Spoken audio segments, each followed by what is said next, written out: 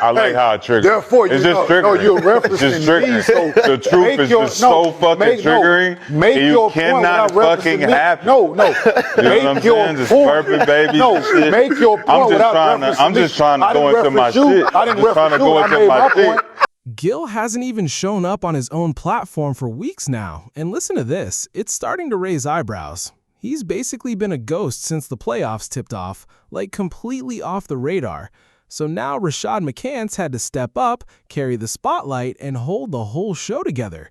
And girl, he ended up striking a nerve with Kenyon over this topic. You already know Kmart backs Jokic no matter what, right or wrong. But hold up, MC wasn't letting that slide and made it clear Jokic isn't handling business against those Timberwolves. Now, yeah, the numbers say he's putting up 27, 13, and 10, but let's be real for a second. If Ant-Man never got hurt, you won't believe this. The series might have already ended in a gentleman's sweep. But before we go any further, tap that subscribe button so you don't miss what's next. All right, now let's break down exactly what got Kenyon all the way fired up. I just like to see everybody scrambling. You know, when there was a lot of talk about Denver being good and sweeping and burping babies and all that shit. It's just not happening. It's not happening at all. It's not. And then there's no credit being given to the Frenchman for Why would showing he? up to do what he was Gave supposed him to credit do. when credit was due. You know, I think that We were complimentary of Rudy earlier. Yeah, absolutely. I'm just in the middle of my take. I'm just in the middle. But you referencing me, though. So therefore, I like how it triggers. Therefore, it's just triggering. No, you're It's just referencing triggering. me. So the truth is just so fucking triggering. Make and you your cannot point fucking without have it. No. You know what I'm saying? Just burping babies. No, and shit. make your point without referencing I'm just trying to go into my shit. I didn't reference you. I made my point. I'm just trying to go into my shit. So, you know what I'm saying? I ain't bring a book or nothing. I don't give a fuck about that book or remember this shit. Yeah, I can't remember what remember you it all, want to. but I'm just saying. That French nigga out there is out there. Make your point He out there without cooking on his side of the court. So, yeah. You know when you cook on the offensive side, triple doubles and all that? All that energy you supposed to be saving for Wemby and all that shit. I don't see none of that shit happening right now. All I see is somebody's getting burped up. And if that little young nigga, if the young player, Anthony Edwards don't go down, DiVincenzo was a utility guy. Yeah. We can. Amasumu is his name. Amasumu. Desumu. Asumu. Yeah, Desumu. Asumu he can regulate what we need to do with DiVincenzo. He's a shot maker, but he do a lot more.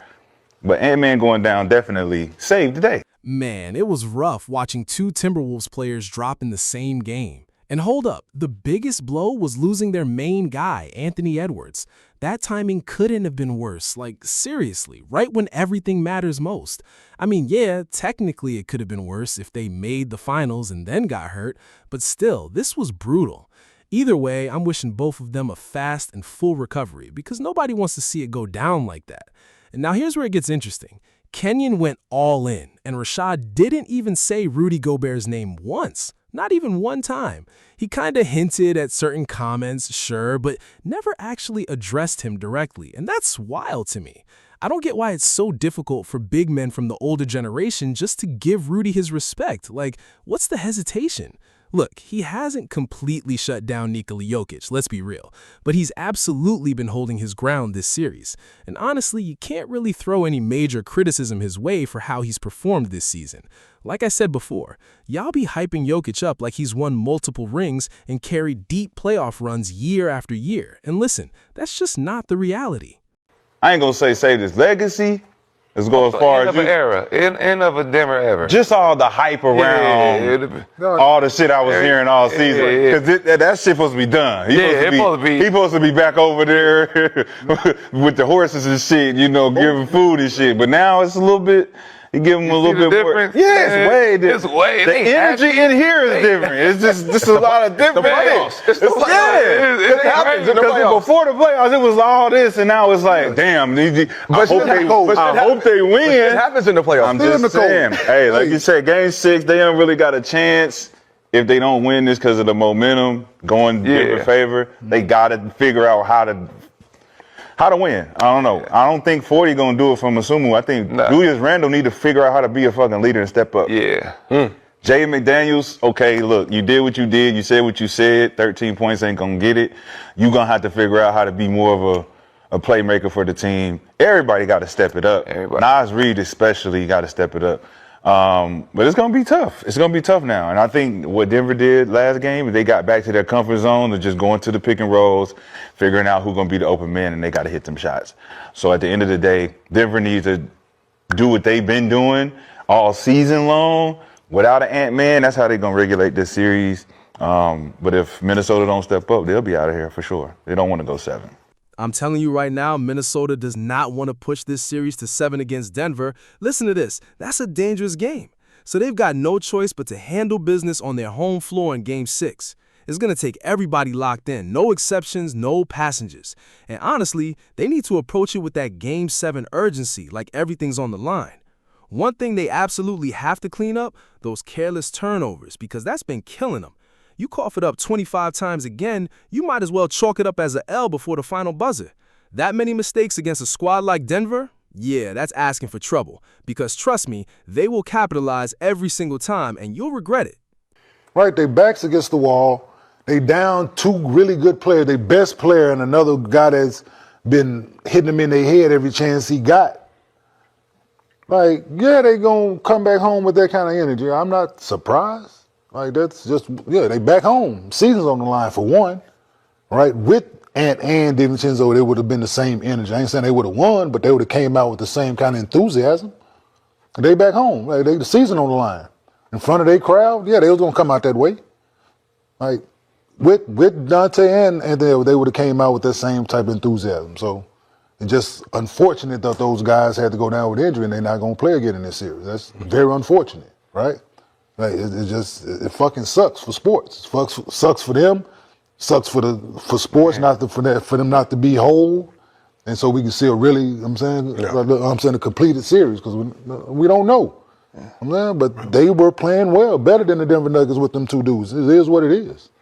Like, he was watching the fucking game. I'm actually with Ken on this one. Hold up, Denver was never just going to roll over and hand that game to Minnesota. That was a straight do-or-die moment, and they came out swinging to keep their season alive. And let's not forget, some of y'all in the comments were talking like it was about to be easy work for Denver and Nikola Jokic, talking about he'd have plenty left in the tank to go toe-to-toe with Victor Wembanyama. Like, seriously. But I tried to tell you, Minnesota has been a real problem for them matchup-wise. And even if Denver survives a full 7-game war, listen to this, they're only getting maybe 2 or 3 days to recover before facing the Spurs. That's exactly why Rashad had a point with that take. Because let's be real, Wemby is likely going to be fresh, rested, and ready when it's time to see Jokic. And that's only if the Nuggets even make it through this series. They still have to deal with Minnesota first. And girl, that's not looking like an easy task, even with key guys missing.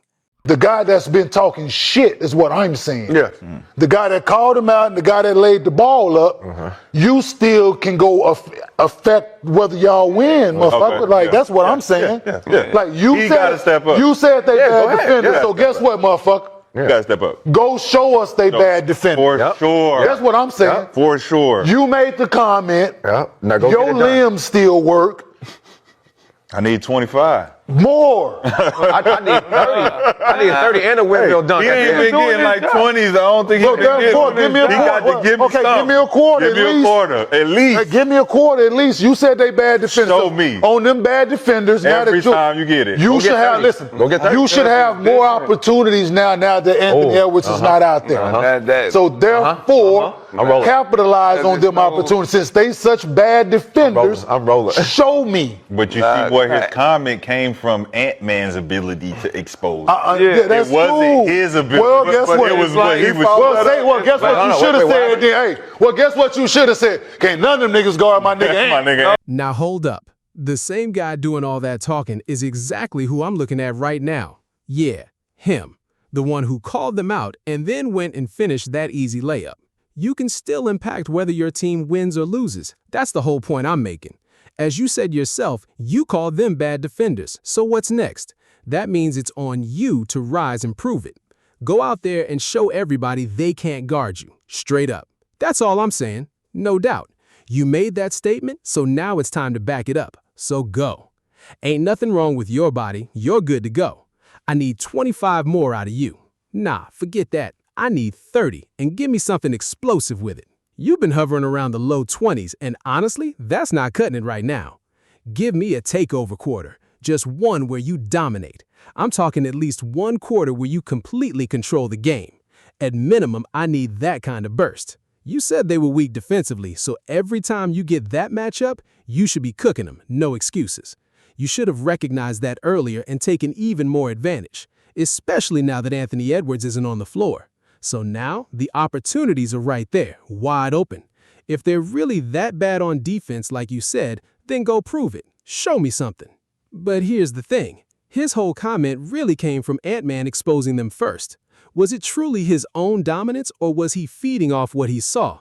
Because if that's the case, then what you should have said was simple. Nobody on that team can guard me. And while we're at it, nobody can guard Ant either. That's just facts. Now look, Jaden McDaniels didn't lie when he said Denver had weak defenders. When he first said it, everybody, and I mean everybody, was telling him he spoke too soon. They were like, don't poke the bear, and honestly, they might have had a point. But we'll see how that plays out. Because in the very next game, he came out and dropped 20 points with 10 assists. That was actually his highest assist total in a single game. And even with Anthony Edwards and Dante DiVincenzo going down, he's been in that situation before, but he never facilitated at that level until now. Still, as Kenyon said, he's going to have to elevate even more. They're going to need about 20 to 25 points from him consistently, and around 30 from Julius Randle if they want to close this out. Plus, elite-level defense from Rudy Gobert to seal it on their home court. But that's it for this one. Drop your thoughts in the comments. I want to hear this. Is Denver about to pull off another 3-1 comeback, or does Minnesota finish the job?